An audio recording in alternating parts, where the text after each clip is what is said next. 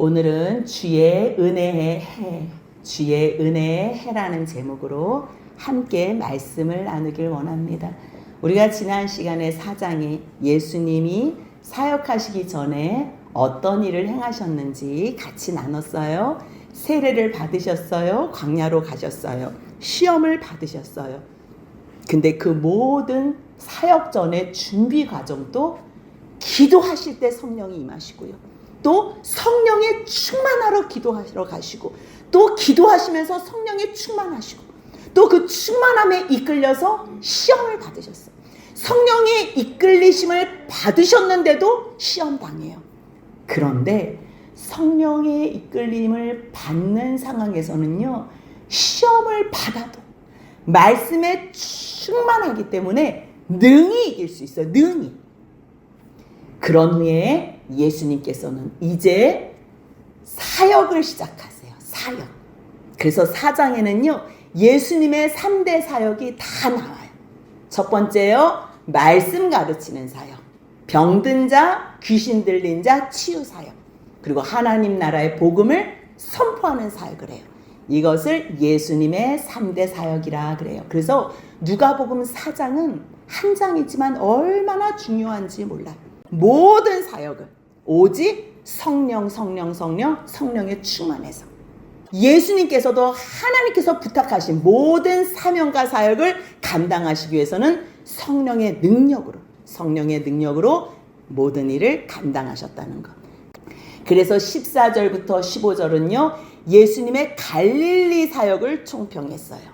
그 다음에 4장 16절 같이 있습니다. 예수께서 그 자라나신 곳 나사렛에 이르사 안식일에 늘 하시던 대로 회당에 들어가사 성경을 읽으려고 서심해. 늘 하시던 대로. 안식일만 되면 늘 회당에 들어가서. 회당은 유대인 남자 10명이면 만들어진다 그랬어요. 바벨론 포로 이후에 돌아와서도 성전이 금방 지어지지 않았잖아요. 그래서 여러 사람들이 모이는 그곳에 회당을 지어서요, 예루살렘 성전 중심으로 그러한 종교의 중심이 이루어졌지만 또 회당 중심으로도요, 많은 말씀과 신앙과 종교의 중심이 이루어졌어요. 주님도요, 자라나신 곳 나사렛이 아무리 누추하고 비천한 곳이라도요, 고향으로 가서 먼저 주님의 사역을 감당하셨어요. 그곳에서도요, 늘 하시던 대로 회당에 들어가 성경을 읽는데요, 성경을 읽으면 거기에 회당장이 이렇게 글을 읽을 수 있도록 이렇게 두루마리를 이렇게 펴주는 거예요. 근데 책을 폈는데 예수님께서 일부러 이렇게 기록된 데를 찾으셔서 읽으셨다는 거예요. 어디를 찾으셨어요? 18절 19절 같이 읽습니다. 주의 성령이 내게 임하셨으니 이는 가난한 자에게 복음을 전하게 하시려고 내게 기름을 부으시고 나를 보내사 포로된 자에게 자유를, 눈먼 자에게 다시 보게 함을 전파하며 눌린 자를 자유롭게 하고 주의 은혜를 전파하게 하려 하심이라 하였더라. 아멘. 이사야 책을 읽었는데요, 실질적으로 읽은 곳은 이사야 61장 1절 2절을 읽었어요. 1절 2절. 주 여호와의 영, 주의 성령, 그거를 누가가 다시 해석해서 기록한 거예요.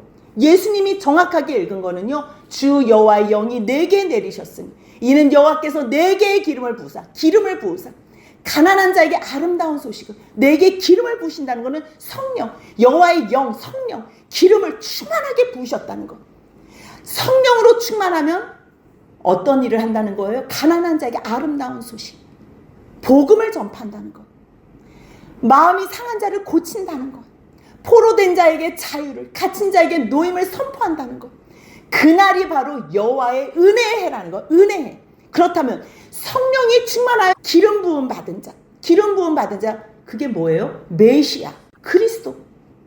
히브리어로는 메시아, 헬라어로는 그리스도. 우리나라 말로는 기름 부음 받은 자. 누가 기름을 부음 받아요? 왕, 제사장, 선지자. 왕은요, 자기 백성들이 있는 자. 그래서 여호와께서 자기 백성을 가나안까지 구원해 내셨잖아요. 인도해 내셨잖아요. 지금도 말씀하시잖아요. 그 왕, 여호와의 말씀이 육신이 되셔서 오신 그 예수. 그럼 제사장은 뭐예요? 제사장. 우리가 금요일도 같이 나눴어요. 제사장, 그리스도의 3대 직분, 왕, 제사장, 선지자일 때 제사장은요 백성의 죄를 가지고서 하나님 앞에 나가는, 백성의 죄를, 백성을 대표해서. 그래서 우리 교회는 성도들을 대표해서 하나님 앞에 나아가는 그러한 의미로 이렇게 등을 쥐고서 강대상을 향해서 이렇게 기도하는 거. 선지자는 어때요? 하나님을 대신해서 하나님께서 나에게 맡겨주신 말씀, 맡길 예, 우리 왜 예금, 예탁 이러지요?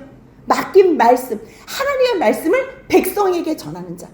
그래서 설교자는요 이렇게 말씀을 전하는 거예요. 주님 예수 그리스도가 왕, 제사장, 선지자. 그래서 우리가 예수 그리스도, 예수의 뜻이 뭐예요? 자기 백성을 그들의 죄에서 구원하실 분이에요. 그리스도는 구원하셔서 하나님 앞에 선다 하면은요 제사장, 선지자의 직분은 다 없어져요. 이미 벌써 천국에서, 아버지 나라에서 하나님과 하나가 돼요. 이미 벌써 그 안에 있기 때문에요 우리가 말씀이 따로 필요가 없어요. 따로 제사장의 역할이 필요 없어요. 그래서 그리스도의 영원한 직분은 왕이라는 거, 왕. 그래서 예수님이 나와 함께 영원히 왕 노릇하자 말씀하시는 거잖아요. 기름 부음 받은 자, 그 그리스도의 3대 사역이 바로 예수님의 살게, 이 그리스도. 다른 게 아니에요. 영이 임해야 돼. 일단 영, 성령으로 기름을 충만하게 부어주셔야 돼. 그럼 선포가 뭐가 나가요? 가난한 자, 돈 많은 사람들, 부자들은요 말씀 듣기를 거부해요. 마음이 교만해서. 근데 세상에서 일단 가난한 자, 물론 뭐 세상에 가난한 자가 다 겸손한 거는 아니지. 마음이 가난한 자, 그리고 주님을 찾는 자, 상황이 어려워서라도 주님을 찾으면 그들에게 아름다운 소식이 전파가 되는 거예요. 다윗은 그렇게 왕으로서 부유했는데도 자기가 왕이 된 게 하나님의 은혜라고 알았기 때문에 날마다 마음이 가난해서 주님의 은혜를 바라봤던 거예요. 실질적으로 주님이 오셔서 정말 여호와의 은혜의 해를 선포한 거예요. 여호와의 은혜의 해. 그것을 누가가 뭐라고 표현했어요? 주의 은혜의 해를 전파하려 하십니다. 여호와 은혜, 여호와가 예수, 그 여호와가 말씀이 육신이 되셔서 그 말씀하신 그분이 실질적으로 이곳에 서가지고 읽어주는 거야. 근데 그 여호와의 은혜의 해, 주의 은혜의 해, 해가 뭐예요? 몇 년 우리가 새해 이르지요. 새로운 해, 처음 시작하는 그 해. 그래서 우리가 일출도 보러 가잖아요. 새해 첫날이 되면 새해라는 거야. 새해. 그러한 은혜의 해, 주의 은혜의 해. 근데요 이날을 레위기를 보면 25장 10절에 희년이라고 나와. 희년.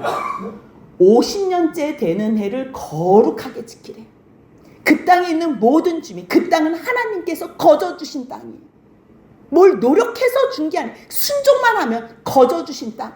모든 주민들에게 자유를 공포하래요. 돈이 없어서 빚을 져서 남의 종이 돼요.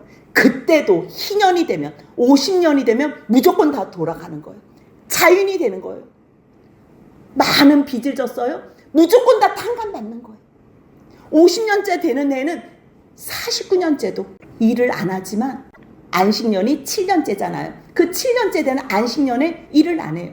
77이 49, 49년째 되는 해에도 일을 안 해요. 근데 50년째 되는 해에도 일하지 말래요. 그래도 누가 먹여주신대요? 하나님, 여호와, 너희를 구원하신 하나님이 먹여주신다는.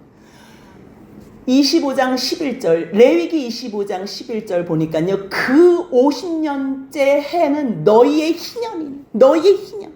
너희는 파종도 하지 말고 스스로 거두지도 말고 그냥 가꾸지 않으면 포도 거두지, 그냥 먹으라는 거. 그냥 희년은 너에게 거룩한 날, 거룩. 너희의 밭의 소주 그냥 먹어. 내가 그냥 너희들 마음껏 먹게 할게. 그 희년에는 너희가 각자 자기의 소유지로 돌아가라. 소유지로 돌아가서 참 심각, 참 자유를 누리라는 거. 예수님께서 일부러 이렇게 된 곳을 찾으신 거. 찾았어. 정말 주님의 성령이 충만하여 이제 말씀을 선포하는 거예요. 어떤 말씀이요? 죄 포로된 자. 여러분들, 이게 세례 요한이 오해한 게 있었잖아. 나 감옥에 있었는데. 아니, 메시아가 오면 감옥에서 풀어준다는 얘기 아니야? 세례 요한도요, 자기 은사 달란트로 예수를 증거는 했지만 마지막에 자기 구해주지 않았다고, 자기를 감옥에서 빼주지 않았다고 자기 제자들을 보내잖아요. 당신이 오실 그이니까, 아니면 우리가 다른 일을 기다려야 돼, 나 안 해줬다고. 세례 요한뿐만 아니라 다 우리가 그러잖아. 우리한테 잘해주지 않으면 예수가 메시아 맞아? 이러잖아. 그분은요, 보여주는 것, 물론 보여주는 것도 해주시지, 보이지 않는 우리가 죄의 사슬, 죄의 포로, 사탄의 포로 된 자에게 자유를 주는 거예요. 사탄으로 말미암아 영의 눈이 멀어 있는 우리에게 영의 눈이 떠서 여호와 구원의 하나님 예수 그리스도를 보게 하시는 거고, 눌린 자, 죄의 짐으로 눌렸어, 세상의 모든 것으로 눌린 자들에게 자유롭게 하는 이 주의 은혜를 전파하는, 이거를 전파하게 하는, 이거를 딱 읽고서 덮어요. 덮고서 그 맡은 자, 책 맡은 자에게 준 다음에요, 주님께서 앉으세요. 그러니까 사람들이 쫙 주목해 볼 거 아니에요. 주님께서 뭐라고 말씀하세요? 누가복음 4장 21절 같이 있습니다. 이에 예수께서 그들에게 말씀하시되 이 글이 오늘 너희 귀에 응하였느니라 하신, 오늘 이 글이 너희 귀에 응하였대. 지금 이 나사렛 회당 안에서 이 글이 응하였대. 거기 있는 사람들이요, 정말 들을 때는요, 예수님의 말씀이 너무 놀라운 거예요. 와, 정말 대단하네. 그 입으로 나오는 바 은혜로운 말, 너무 놀라요. 근데 한편 이 사람이 요셉의 아들이 아니냐 이러는 거지. 그래서 주님께서는요, 그 말씀대로 순종하고 그 주의 은혜의 복을 받으라고 이제 설교를 하는 거예요. 이 사람 반응이 뭐예요? 분명히 말씀에는 놀랐어요. 그 권위 있는 말씀에 놀랐어요. 말씀이 맞다는 것도 알아요. 근데 이 사람이, 이 예수가 하나님이 약속하신 그 메시아라고는 믿고 싶지 않은 거예요. 뭐야, 이 사람이 요셉의 아들이 아니냐. 주님께서 이 글이 오늘 너희 귀에 응하였다. 어떤 말이요? 주의 성령이 내게 임해서서 주의 은혜가 이해 전파된다는 거, 지금 이 시간에 전파된다는 거, 응했다 하는데 듣기 싫은 거예요. 야, 요셉 아들 아니야? 이제 그때부터 비아냥거리는 거예요. 우리가 말씀 받을 때요, 두 가지 반응이 있어요. 말씀대로 아멘으로 순종하는 자와, 그 말씀을 받았을 때, 야, 너까지 뭘 할 줄 알아? 야, 너희가 너 어렸을 때부터 봤는데, 야, 너희 아버지 요셉이잖아, 너희 엄마 마리아고. 그럴 때 이제 무시하는 것. 근데 그거를요, 주님은 어떤 뉘앙스로, 야, 요셉의 아들 아니냐? 그 뉘앙스가 뭔지 이미 벌써 그 마음을 간파하신 거예요. 예수께서 그들에게 뭐라 그래요? 너희가 반드시 의사야, 너 자신을 고쳐라 하는 속담을 너 인용했지? 그래서 내게 말하기를, 야, 우리가 들었는데 너 가버나움에서 많은 이적 보였다며? 가버나움에서 보일 거 없고 여기서나 보여. 여기서 왜 다른 데서 해? 그러면서 뭘 너가 메시아라 그래? 이러면서 불평을 하는 거예요. 그러니까 예수님이 뭐라고 해? 이게 설교예요. 말씀 읽어줬는데 그 말씀을 이해하지 못해서 설명해 주는 거예요. 설명. 그걸 설교라 그래요. 그래서 24절부터 가르쳐 주는 거야. 너희가 지금 어떤 죄의 상태에 있는지. 내가 진실로 너희에게 이르노니 선지자가 고향에서는 환영을 받는 자가 없느니라. 고향에서는 환영을 받는 자가 없어. 가족들이 인정해 주지 않아요. 우리 교회 성도들이 인정해 주지 않아요. 바깥에 나가서 더 인정받을 수 있어. 예수님도요, 지금 나사렛 갈릴리 거기서 인정받지 못해요. 그래서 설명해줘요. 설교를 어떤 예를 드냐면요, 두 가지 예를 들어요. 그게 25절 같이 한번 있습니다. 내가 참으로 너에게 이르노니 엘리야 시대에 하늘이 3년 6개월 동안 닫히어 온 땅에 큰 흉년이 들었을 때에 이스라엘에 많은 과부가 있었으되, 많은 과부가 있었는데요, 엘리야가 이스라엘에 있는 과부에게로 안 가요. 흉년이 있으면 모두가 다 배고파요. 특별히 과부들은 더 힘들어요. 그런데도 그중 한 사람에게 보내심을 받지 않고 오직 시돈 땅에 있는 사렙다의 한 과부에게 갔어요. 왜 갔을까? 왜 갔을까를 이제 설명해 주는 거예요. 그 내용이 열왕기상 17장 8절 이후에 있는데요. 여호와의 말씀이 예레미야에게 임해요. 야, 너 일어나서 이제 시돈에 사는 사르밧 과부에게 가라. 내가 그곳 과부에게 명령해서 너한테 음식을 주라 했대요. 그 과부가 뭐 먹을 게 많은 줄 알았어요. 그래서 가가지고 이제 달라 그러는데 주님의 말씀 이스라엘 하나님의 여호와의 말씀이 나 여호와가 비를 지면에 내리는 날까지 그 통에 가루가 떨어지지 아니하고 그 병에 기름이 없어지지 아니하리라. 이 말을 사르밧 과부에게 전한 거예요. 상황을 보니까요, 그 사르밧 과부 정말 여자가 있는 거예요. 나 떡 하나만 좀 달라고 그랬더니 그 여자가 하는 말이 사실 이 기름과 이 떡 가루가 마지막이라고. 그래서 이거 먹고서 내 아들과 죽을 생각을 했다고. 근데 엘리야의 이 말에 권위가 있는 거예요. 그 하나님께서 사르밧 과부 그 중심을 보시고 감동을 주신 거예요. 그 중심을 보시고. 그래서 정말 이 말씀 앞에 열왕기상 17장 15절 같이 있습니다. 그가 가서 엘리야의 말대로 하였더니 그와 엘리야와 그의 식구가 여러 날 먹었습니다. 여러 날 먹었. 정말 통의 가루와 병의 기름이 떨어지지 않았어요. 하나님의 은혜를 충분히 누렸어요. 비가 없는 그때에 3년 동안 가뭄이 있었을, 먹을 것이 없었을 그때에 이 순종했던 시돈 땅에 사는 사르밧 과부. 근데 그 과부에게 어떤 일이 있었냐면요, 여인의 아들이 있었는데 병이 들어서 증세가 심하게 위증되다가 숨이 끊어져서 죽었다는 얘기예요. 죽었는데 이 여인이 엘리야를 찾아와요. 당신이 나와 더불어 무슨 상관이? 근데 누구라고 알고 엘리야를 찾아와요? 하나님의 사람. 분명히 하나님의 사람인 걸 믿었어요. 그 믿고 그것을 다 누렸어요. 3년 동안 통에 기름이 떨어지지 않은 걸 다 누렸다니까. 하나님이 얼마나 크신지, 전능하신 하나님을 깨달았어요. 알았어요. 배웠어요. 그 다음에 하나님께서 주시는 은혜가 있어요. 근데 그 은혜는 우리의 보기에는 저주같이 보이고 아파요. 근데 그게 정말 주님께서 주시고 싶어 하시는 선물이에요. 하나님의 사람이요. 당신이 나와 더불어 무슨 상관이 있기로 내 죄를 생각하게 하고 죄를 생각나게 해서 내 아들을 죽게 하려고 여기 오셨습니까? 아들 죽인 것뿐만 아니라 이 아들 죽은 게 뭐 때문이지? 생각해보니까 자기 죄가 생각난 거예요. 자기 죄가 생각나. 그래서 내 죄를 생각나게 하기 위해서 당신 왔습니까? 여러분들, 하나님께서 우리를 찾아오시는 순서가 있어요.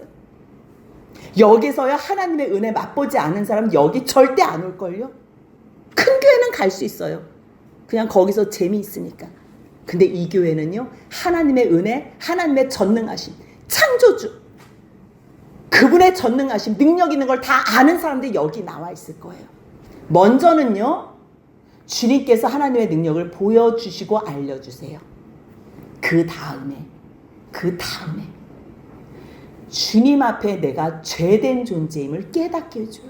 이 시간이 중요하고. 하나님께서 왜 은혜를 주셨어요? 왜 하나님의 능력을 보여주셨어요? 내가 너 사랑하는 하나님이야.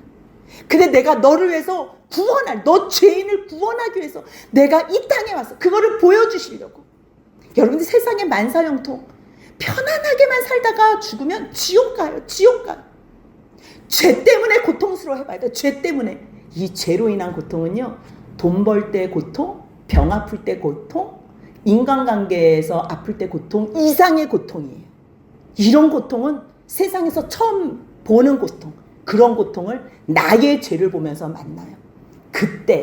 그때가 중요해요. 내 죄가 보일 때 잠 못 자고 울고불고 정말 이 두 드럼통이나 눈물을 쏟을 만큼 그렇게 우는 시간. 근데 그때요, 세상을 향해서 나가지 않아요. 담배, 술, 여자, 도박, 게임, 다른 것을 찾지 않아요. 그리로 나가면 중독에 빠져요. 왜요? 해도 고갈되는 이 영적 공허함. 그래서요, 찾아오는 데가 주님이라면 이 사람은 소망이 있어요. 오직 이 모든 문제의 원인이 주님에게서부터 나오고 주님께서 해결해 주실 거를 아는 자, 주님밖에 소망이 없음을 알고 주님께 나아가는 자는 생명을 얻어요. 그래서 결국 하나님의 사람 엘리야에게 가서 이야기했을 때 엘리야가 여호와께 부르짖어. 17장 20절 보니까요, 부르짖어. 21절 여호와께 부르짖어. 그래서 열왕기상 17장 22절 보니까요, 여호와께서 엘리야의 소리를 들으시면, 여러분들 부르짖으면서 기도하실 때 주님께서 그 소리를 들으시고 그 어린아이의 혼을 돌아오기 위해서 살아나게. 주님께서 이것 지금 왜 설명하세요? 여기 있는 나사렛, 여기 있는 이 자기네 고향 식구들이 하나님의 말씀을 읽어줄 때 아멘으로 받았으면 이 설교 굳이 안 해도 주님께서는 사역하시고 많은 역사를 이루셨을 거예요. 근데 말귀를 못 알아들으니까 설명을 하시는 거예요. 그래서 다른 한 가지 예를 들었는데 27절 같이 있습니다. 또 선지자 엘리사 때에 이스라엘에 많은 나병 환자가 있었으되 그 중에 한 사람도 깨끗함을 얻지 못하고 오직 수리아 사람 나만 뿐이었느니라. 이 나만, 열왕기하 5장 이야기예요. 5장 내용. 아람 왕의 군대 장관 나만, 아람 왕의 군대 최고예요. 최고. 그 사람은요, 주인 앞에, 아람 왕 앞에서 크고 존귀한 자예요. 왜? 전에 여호와께서 아람을 구원하는데 이 나만을 사용했기 때문에. 근데 어떤 일이 있었냐면 이스라엘에서 싸우다가 이스라엘 포로로 사람들을 끌어왔을 때 어린아이 소녀를 하나 데려왔나 봐요. 근데 이 나만 장군은 이 모든 존귀한 자고 모든 사람에게 존중을 받는데 이는 뭐래요? 나병 환자래. 나병. 아무리 존중을 받아도 나병 환자는 뭐 어떻게 해요? 근데 그 나만 그 아내를 수종드는 그 여자 소녀가요, 그 이스라엘에서 포로로 잡혀온 애인데 이 어린아이가 주인님 우리 주인님이 저 이스라엘 사마리아 땅에 있는 선지자를 찾아가면 나을 수 있는데, 그래서 그 얘기를 자기 남편한테 했어요. 그러니까 남편이 정말 아람왕한테 들어가서, 그게 5장 4절이에요. 그의 주인 아람왕 그에게 말해서 이스라엘 땅에서 온 소녀가 뭐 잘한 것도 아니, 이 소녀는 그냥 포로로 끌려왔어요. 누구 구원하려고? 나만 구원하려고. 우리가요, 어떤 사람을 구원하기 위해서 우리가 포로로 끌려갈 수도 있어요. 그의 말이 이러이러하다. 그래서요, 정말 엘리사한테까지 간다니까요. 근데 뭐라 그래요? 요단강에 가서 7번 담가라. 그러니까 화가 나는 거예요. 자기 생각에는 막 나와가지고 막 축복해주고 막 특별하게 막 자기를 우대해줄 줄 알았어요. 왜? 제가 아람 왕한테도 존귀함을 받는데 이거 뭐 이스라엘 와가지고는 뭐 이게 별로 이 천한 곳에 와가지고 이 사람들도 아니 저 요단강에서 7번 몸 담그래요. 우리나라에는 그런 거보다 더 좋은 강이 있다고. 그러니까 그 옆에 있는 사람들이 뭐라고? 어려운 거 시키는 것도 아닌데 그냥 순종하라고. 그래서 정말 순종해요. 나만 장군은요, 인간적으로 굉장히 자존심이 상할 일이에요. 여러분들 자존심 상할 때 어때요? 끝까지 자존심 세우면 답 없어요. 답 없어요. 자존심을 딱 굽히고 순종했을 때. 열왕기하 5장 14절 같이 있습니다. 나만이 이에 내려가서 하나님의 사람의 말대로 요단강에 7번 몸을 담그니 그의 살이 어린아이의 살같이 회복되어 깨끗하게 되었더라. 이 나만 장군의 이야기를 하니까 거기 있는 회당에 있는 자들이 이것을 다 듣고 설교를 들은 거예요. 여러분들 설교 들을 때 이렇게 마음이 찔릴 때 있죠. 기분 나쁠 때 있잖아요. 내 마음이 언짢을 때가 있어서 그걸 찔린다 그래요. 찔렸을 때 반응이 늘 2개예요. 형제여 어찌할꼬. 그래서 주님을 찾으면 생명이 있어요. 근데 이를 갈거는, 그래서 스데반을 돌로 쳐 죽이자. 이를 갈면 안 돼. 여기 지금 사람도 어떻게 해요?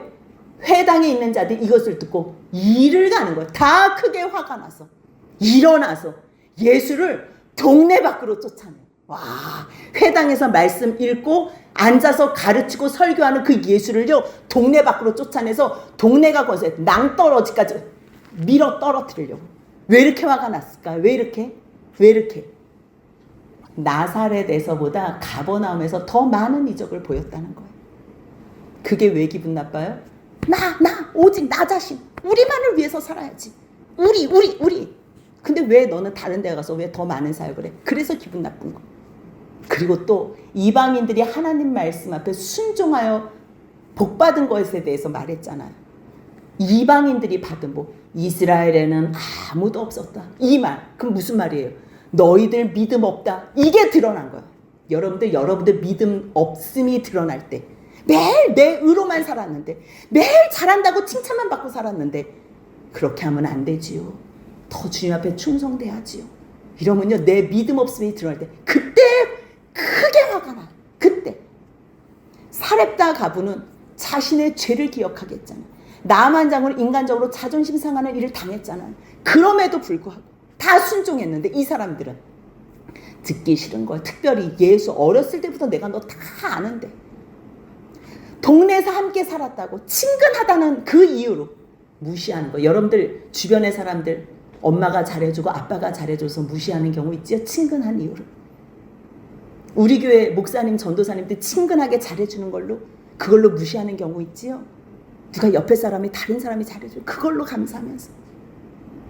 여러분들 친근한 그 사람의 그 수고를 기억하셔야 돼요. 다 알아도 절대 무시하고 늘 말씀에 근거해서 살아야 돼요. 여러분들 말씀에 근거해서. 이방인들의 예를 들어서 이스라엘 구원을 이방인들도 누린다는 사실, 이거를 못 받아들인 거. 왜? 우리만 선민의식, 선민사상으로 가득 찬 거예요. 우리만 예정됐어. 아니에요. 잘못된 거라고 우리 금요일날 다 배웠잖아요. 자신의 죄를 깨닫게 한 것과 자존심 상하게 하는, 이게 기분 나쁜 거예요. 여러분 뭐 때문에 화나요? 내 죄를 지적하면 견딜 수 없어요.